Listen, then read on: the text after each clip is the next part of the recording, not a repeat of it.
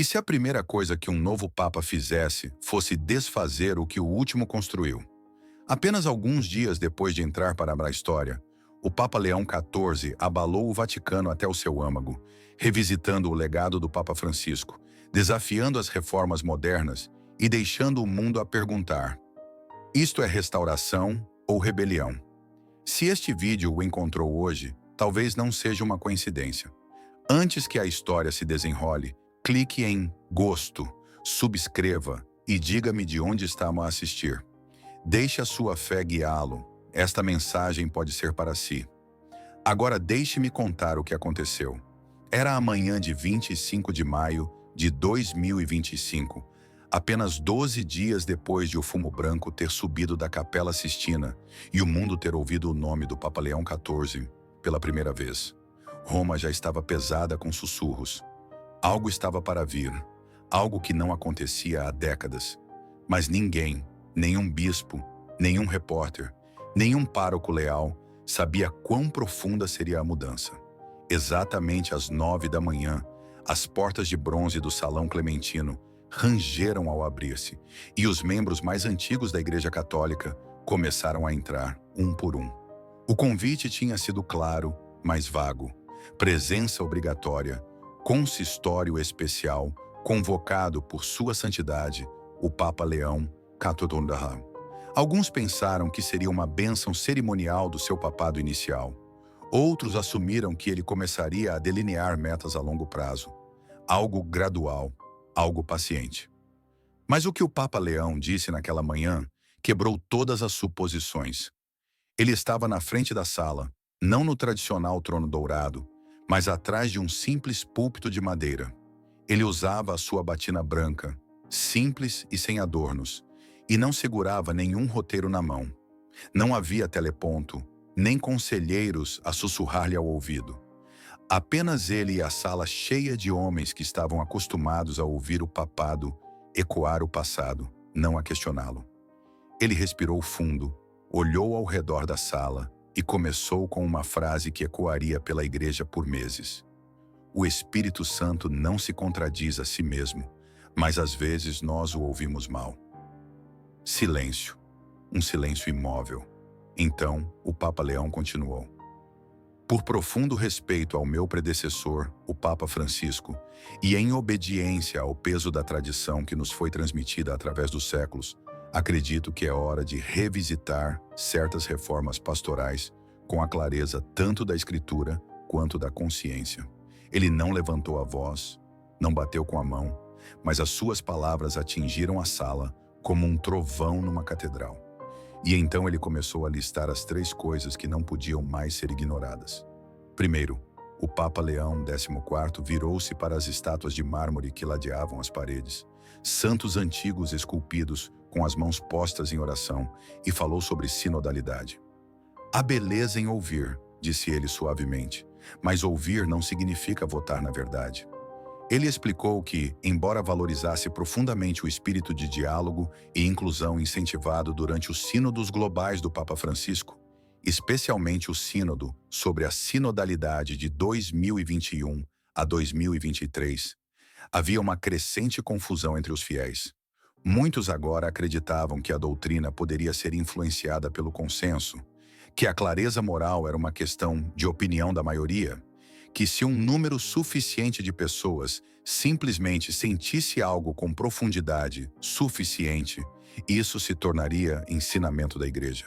O Papa Leão discordou, não com raiva, não com arrogância, mas com convicção.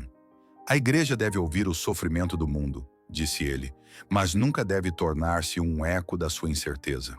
Um cardeal mexeu-se desconfortavelmente na sua cadeira. Outro piscou com força, os braços cruzados firmemente sobre o peito. Não era desrespeito. Eles estavam atordoados. Então, o Papa Leão XIV fez uma pausa, virou-se totalmente para encará-los e deixou a sua posição cristalina. As decisões finais na Igreja, disse ele, não pertencem ao coletivo. Elas pertencem aos sucessores dos apóstolos e, acima de tudo, à sé de Pedro. Não podemos terceirizar a nossa espinha dorsal. Segundo, ele passou para a expressão litúrgica. E aqui a sua voz carregava mais peso, quase como se ele tivesse ensaiado esta parte não na frente de um espelho, mas na frente do crucifixo acima da sua cama. Tornamos a beleza opcional, disse ele, e ao fazê-lo, fizemos a reverência parecer opcional também. Ele partilhou a sua dor ao ver paróquias descartarem completamente a missa em latim, substituindo-a pelo que ele chamou de espiritualidade casual. Missa que parecia mais uma apresentação do que um sacrifício. O Papa Leão não estava a condenar a mudança por si só. Ele estava a condenar o esquecimento. Ele lembrou aos cardeais que em 2014, sob o Papa Francisco, as restrições sobre as línguas litúrgicas foram afrouxadas para permitir mais autonomia regional, o que foi concebido como um ato de inclusão. Mas o que se seguiu, disse o Papa Leão, nem sempre foi inclusão, foi fragmentação. Ele falou de uma missa a que assistiu secretamente, apenas 2 meses antes da sua eleição papal, numa pequena cidade na Alemanha. O altar era feito de acrílico, a Eucaristia era distribuída como um lanche. O coro cantava canções pop com solos de guitarra, e o momento sagrado da consagração, quando o pão se torna corpo, foi anunciado pelo padre celebrante com as palavras: "Ok, agora fazemos a parte de Jesus." O Papa Leão XIV não envergonhou aquela paróquia. Ele rezou por ela, mas ele jurou naquela manhã restaurar a dignidade da liturgia. Ele disse: "E não proibirei a criatividade, mas não permitirei a irreverência. A missa não é nossa para editar, é um tesouro a herdar." Ele pediu que o latim fosse reintroduzido na liturgia, não como um muro, mas como uma janela, um sinal de que a igreja se lembra das suas raízes e que fala uma língua que não se dobra com os ventos do tempo. Ele pediu a cada diocese que apresentasse uma auditoria litúrgica dentro de 6 meses, detalhando as suas práticas e como preservam o sagrado. Terceiro, e talvez o mais controverso, o Papa Leão XIV falou de clareza doutrinária. Aqui, a sua voz ficou mais baixa. Ele não olhou para os cardeais, olhou para as suas próprias mãos. "Na última década", disse ele, "tentamos ser gentis, e ao tentar ser gentis, tornamo-nos pouco claros." Ele citou documentos pastorais divulgados sob o Papa Francisco, que foram interpretados como um abrandamento do ensinamento da Igreja sobre casamento, sexualidade e pecado. O Papa Leão não acusou ninguém de heresia, mas acusou a Igreja de confundir misericórdia com permissão. "Uma mãe pode amar o seu filho e ainda assim dizer que ele está errado", disse ele. "Podemos abraçar o pecador sem apagar o pecado." Ele anunciou que seria criada uma força-tarefa doutrinária, composta por teólogos morais, canonistas e bispos de todos os continentes, para emitir declarações claras sobre assuntos que se tornaram vagos nos últimos anos.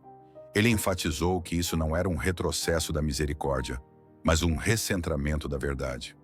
"O mundo está confuso", disse o Papa Leão XIV, "mas a Igreja não pode estar." Ele fez uma pausa. A sala parecia menor, de alguma forma mais pesada. Então ele disse algo que mais tarde apareceria na primeira página do Corriere della Sera, da l'Unità e até do New York Times. "Não podemos salvar um mundo que se afoga saltando para o rio e atirando fora o barco salva-vidas." Não houve aplausos. O consistório não terminou com sorrisos. Em vez disso, terminou com silêncio. Os cardeais levantaram-se lentamente. Alguns fizeram o sinal da cruz, outros saíram em silêncio. Ouviu-se um bispo italiano dizer: "Ele vai dividir a igreja antes mesmo de aquecer a cadeira." Outro sussurrou: "Ou ele vai salvá-la." Lá fora, enquanto os sinos de São Pedro tocavam para a oração do meio-dia, as primeiras notícias começaram a chegar às redes sociais. Última hora. Papa Leão XIV reverte as principais reformas do Papa Francisco. Alguns o chamaram de ousado, outros o chamaram de perigoso.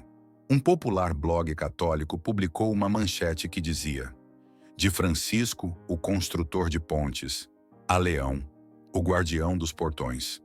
A sessão de comentários explodiu. Em Chicago, um grupo de jovens católicos chorou de alegria numa capela paroquial. Em Manila, o clero progressista subiu ao púlpito para pedir oração e paciência. Em Berlim, um teólogo pediu publicamente resistência moral ao autoritarismo teológico. E, no entanto, no fundo do Palácio Apostólico, o Papa Leão XIV sentou-se à sua secretária, segurando uma carta que acabara de escrever à mão.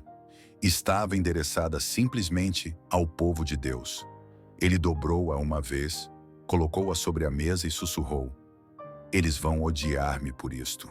Mas as suas mãos não tremiam. Ele uma vez caminhara descalço pela lama e pela morte para servir a verdade. E agora, sob o peso do anel do pescador, ele caminharia através do fogo se fosse preciso. Nos dias que se seguiram, a 25 de maio de 2025, o Vaticano viu-se envolto numa tensão palpável. O recente consistório convocado pelo Papa Leão XIV introduzira uma série de reformas que reverberaram pelos corredores sagrados da Santa Sé. A natureza rápida destas mudanças deixou muitos dentro da hierarquia da Igreja a debater-se com uma mistura de espanto e preocupação.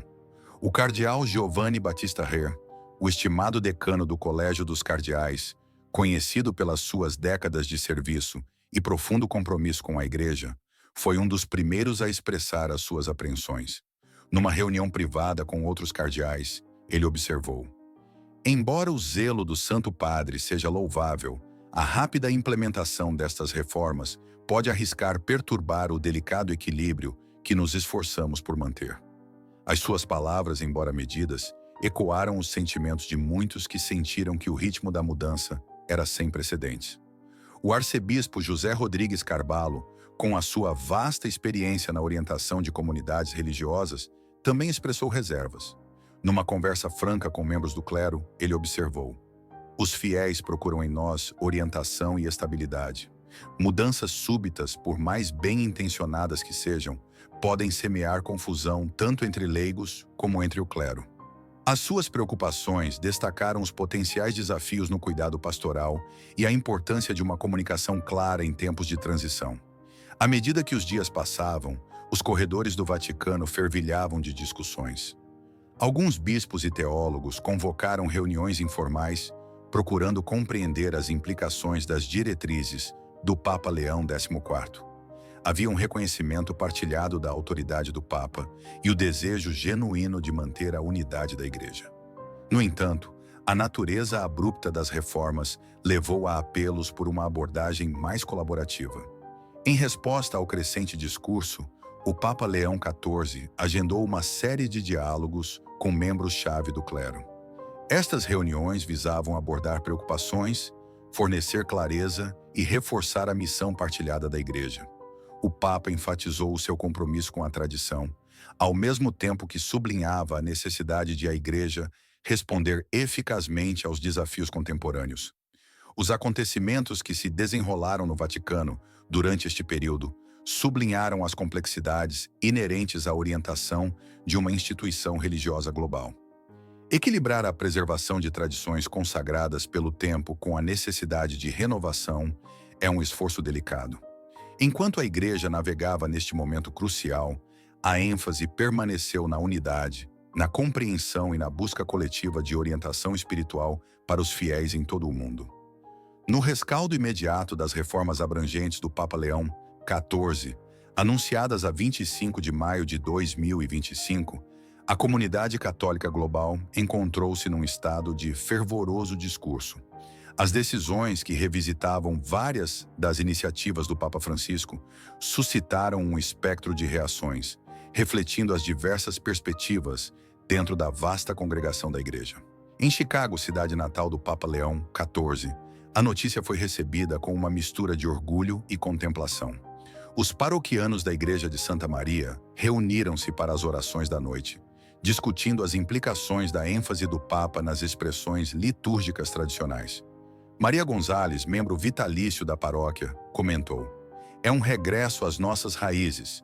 A missa em latim liga-nos a séculos de fé." Por outro lado, os membros mais jovens expressaram preocupações sobre a acessibilidade e a compreensão, destacando a necessidade de equilíbrio entre tradição e inclusão. Do outro lado do Atlântico, em Berlim, teólogos e clérigos reuniram-se na Academia Católica para deliberar sobre as reformas. O Dr. Hans Müller, um proeminente teólogo, expressou apreensão sobre o potencial de confusão entre os leigos. Embora a clareza doutrinária seja essencial, a brusquidão destas mudanças pode alienar aqueles que encontraram consolo nas abordagens pastorais anteriores, observou ele. Em Manila, nas Filipinas, uma nação predominantemente católica, os fiéis reuniram-se nas igrejas para procurar orientação. O padre José Ramírez dirigiu-se à sua congregação, enfatizando a unidade e a compreensão. A igreja evolui e, a cada mudança, somos chamados a aprofundar a nossa fé e confiança na orientação do Espírito Santo, pregou ele. Entretanto, em Lagos, na Nigéria, as reformas suscitaram discussões vibrantes entre os jovens. Num seminário universitário, os estudantes debateram as implicações das decisões do Papa. Adebayo Okonkwo, um estudante de teologia, expressou otimismo, afirmando: "Esta é uma oportunidade para nos envolvermos mais profundamente com as nossas tradições de fé." Outros, no entanto, levantaram preocupações sobre a potencial marginalização das expressões culturais locais na liturgia. Em Buenos Aires, Argentina, terra natal do Papa Francisco, as emoções estavam à flor da pele. Muitos sentiram uma profunda ligação à ênfase do pontífice anterior na inclusão e no cuidado pastoral. Lucia Fernandes, uma organizadora comunitária, partilhou os seus sentimentos. O Papa Francisco aproximou a Igreja das pessoas. É essencial que continuemos a defender esse espírito de compaixão. As plataformas de redes sociais tornaram-se arenas para debates apaixonados. Hashtags como Deramana Tradição é Fé e Igreja Inclusiva tornaram-se tendência globalmente, refletindo as diversas opiniões dos fiéis. Fóruns online viram um afluxo de discussões, com utilizadores a partilhar experiências pessoais e interpretações das reformas. No meio das variadas reações, o Papa Leão XIV permaneceu firme no seu compromisso de guiar a Igreja através deste período transformador. Numa declaração divulgada a 1º de junho de 2025, ele enfatizou a importância da unidade e da compreensão.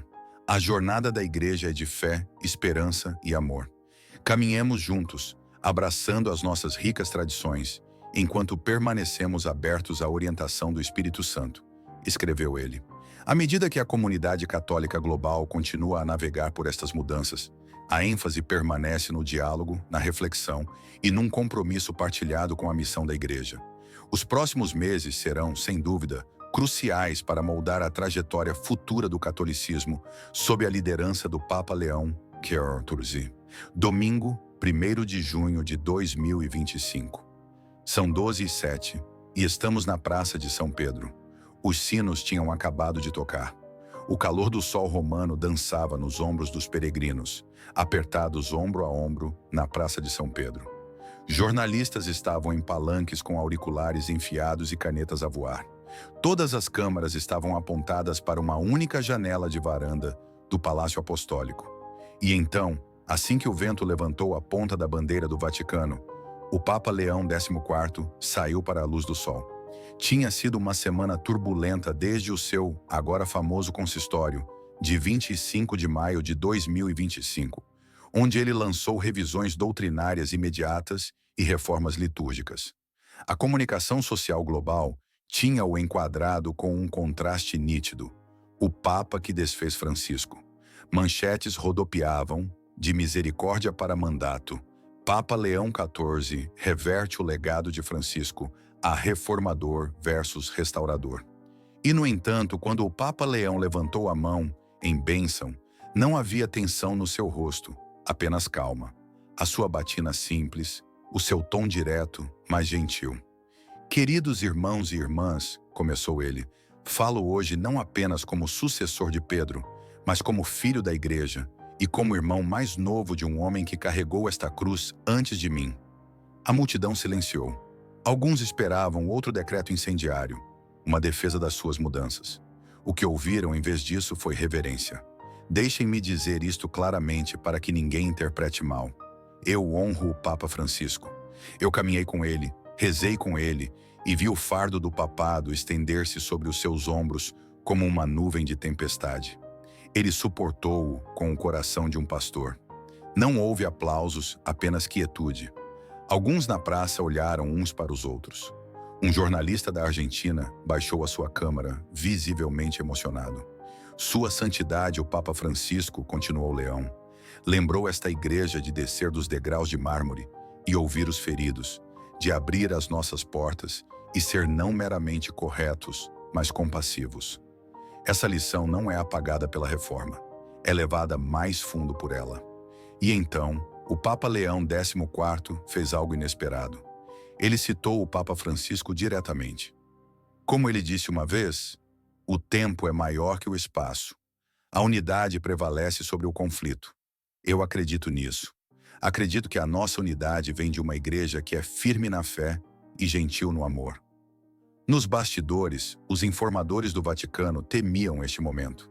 Eles preocupavam-se que Leão traçasse uma linha dura, uma repreensão teológica vestida com paramentos papais. Em vez disso, ele desenhou um círculo e colocou o seu predecessor dentro dele, com honra. Isto não é uma ruptura, disse ele, mas um realinhamento. Não uma rejeição, mas uma recordação. E agradeço ao Papa Francisco por nos mostrar que a misericórdia deve andar de mãos dadas com a verdade, mesmo quando a estrada é íngreme. Nesse momento, algo subtil mudou. O tom da multidão suavizou. Os repórteres baixaram os seus cadernos. E no fundo do próprio Vaticano, alguns assessores que serviram ambos os homens enxugaram lágrimas silenciosas dos olhos. Porque o que o Papa Leão XIV tinha feito, sem drama, sem negação, foi lembrar ao mundo que a linha de Pedro não começa nem termina com um homem. Continua, humildemente, através de cada um. Ele não diminuiu o passado. Ele acendeu uma vela em sua honra e usou-a para iluminar o caminho à frente. Enquanto o silêncio se instalava novamente sobre a praça, o Papa Leão XIV fez uma pausa. Ele olhou para as suas notas preparadas, depois de volta para a multidão. Mas em vez de ler a próxima linha, ele lentamente fechou a pasta e colocou-a no pódio. Um pequeno ato simbólico que dizia: agora falo do coração. Há muitas vozes agora, dentro e fora da igreja, a dizer que estamos divididos, começou ele. Eles dizem que a tradição é inimiga do amor, que a consistência é um muro. Mas eu pergunto-vos, o que é uma casa sem uma fundação? Ele deixou a questão pairar. A unidade não vem do acordo, vem da verdade, dos ensinamentos transmitidos não como fardos, mas como raízes. Se nos separamos dessas raízes em nome da adaptação, não cresceremos. Vamos dispersar-nos. Ele levantou a mão direita e apontou suavemente, não acusadoramente, para o lado esquerdo da praça. Houve um tempo, não muito longe, em que os padres começaram a interpretar a doutrina com tanta liberdade que 5 igrejas em 5 cidades pregavam 5 evangelhos diferentes. Uma falava de pecado, outra não. Uma abria os braços, a outra fechava os olhos.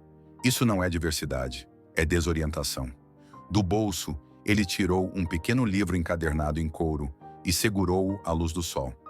São Paulo escreveu aos Coríntios: rogo-vos que não haja divisões entre vós, mas que estejais unidos no mesmo pensamento e no mesmo juízo. 1 Coríntios 1:10. Isso não é rigidez, é unidade através da clareza. Uma brisa suave passou pela praça. Bandeiras tremulavam. Crianças sentavam-se nos ombros dos pais, de olhos arregalados. E o Papa João Paulo II lembrou-nos que a unidade da igreja é um dom, enraizado na sua identidade, não inventado, enraizado. Se não ensinarmos o que a igreja sempre ensinou, como podemos chamar-nos seus filhos? Ele afastou-se do microfone por um segundo. Quando voltou, a sua voz estava mais baixa, mais pessoal. Aqueles que dizem que estou a dividir a igreja, eu ouço-vos. E peço apenas isto: leiam o que eu disse, não o que outros afirmam que eu disse. Não estou a fechar as portas. Estou a reparar as dobradiças. A frase aterrou suavemente, mas com firmeza. Não houve aplausos, apenas silêncio. O tipo de silêncio pesado que se segue à convicção. A tradição não é uma jaula, é uma bússola. Não prende a igreja, aponta-lhe o caminho de casa. Naquela praça, onde a pedra encontrava o céu, onde séculos de história olhavam de cima dos santos de mármore, o Papa Leão XIV não se apresentou como um quebrador de coisas, mas como um construtor. Tijolo por tijolo, palavra por palavra, ele estava a traçar um caminho. Não para trás, não para a frente, mas mais fundo. E através da tradição, ele estava a chamar toda a igreja para percorrê-lo, juntos. À medida que a parte final da sua mensagem do Ângelus se desenrolava, o Papa Leão XIV olhou para a imensa multidão, não como um governante a inspecionar súbditos, mas como um pai a ver a sua família. A sua voz suavizou, e a praça, apesar da sua vastidão, pareceu de repente íntima. Tem-se falado, disse ele com um aceno gentil, que a igreja está a ficar fria novamente, que ao voltarmos às coisas antigas, estamos a deixar os corações para trás. Ele fez uma pausa e depois sorriu levemente. Eu entendo esse medo, eu ouvi-o, eu li-o, mas pergunto-vos, o amor de um pai pode ser medido pela suavidade com que ele fala, ou pela profundidade com que ele permanece? Uma menina no colo da mãe bateu palmas inesperadamente. O Papa riu. Hoje de manhã, antes do nascer do sol, visitei os peregrinos que dormiram fora da praça, continuou ele. Vi uma avó a entrançar o cabelo da neta. Falei com um homem que caminhou desde Nápoles só para estar aqui com o filho. Essa é a igreja. Ele gesticulou para as famílias reunidas abaixo. A igreja não é mármore e paramentos. Ela é feita de mães com dores nas costas e crianças com olhos famintos. Ela é a viúva ajoelhada ao amanhecer, o imigrante a partilhar um banco, o jovem a perguntar se Deus ainda o consegue ouvir. Os seus olhos brilharam ligeiramente, mas a sua voz permaneceu firme. Lembro-me de quando era apenas um pároco em Chicago, a minha primeira missa da véspera de Natal. Havia apenas 9 pessoas. Uma estava bêbada, uma estava a chorar, uma não acreditava. Mas eu dei-lhes tudo o que tinha. E disse a mim mesmo na altura, se alguma vez for chamado a liderar mais, liderarei com o mesmo coração que tive para os 9. Um longo silêncio seguiu-se a essas palavras. A verdade é importante, a tradição é sagrada. Mas as pessoas são o motivo pelo qual Cristo veio. Ele abriu ligeiramente os braços, como se para abraçar o mundo inteiro. A igreja deve sempre ensinar, mas nunca deve parar de ouvir. Ela deve corrigir, mas nunca condenar. E deve guardar a fé, não atrás de portas trancadas, mas à cabeceira dos feridos. Ele inclinou-se mais para o microfone, como se estivesse a falar apenas com uma pessoa lá fora. Alguém perdido, alguém inseguro. Se lhe disseram que não é bem-vindo aqui, peço desculpa. Volte. Se foi magoado pelo nosso silêncio, estou a ouvir. Volte. Esta é a sua igreja também. Os sinos de São Pedro tocaram mais uma vez, assinalando o fim do Ângelus. Mas ninguém se mexeu, porque naquele momento final, o Papa Leão XIV tinha feito o que nenhuma manchete poderia relatar, o que nenhuma doutrina poderia carregar sozinha. Ele olhou para o coração da igreja e lembrou-a de que ela ainda tinha um. Se esta história o comoveu, não role apenas para longe. Diga-nos nos comentários, o que a fé significa para si hoje? E se acredita que a igreja ainda tem um coração, dê um gosto a este vídeo, partilhe-o e subscreva para mais histórias não contadas de dentro do Vaticano.